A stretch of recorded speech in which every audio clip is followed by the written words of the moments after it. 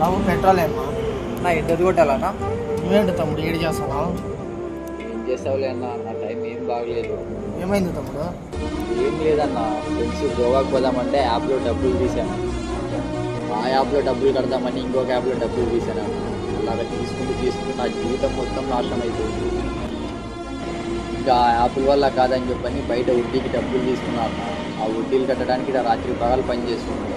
నేను చేసిన తప్పుగానే అదే తమ్ముడు. మరి ఎలాగ బయటకు వచ్చావు నాకు కూడా చెప్పన్నా ప్లీజ్.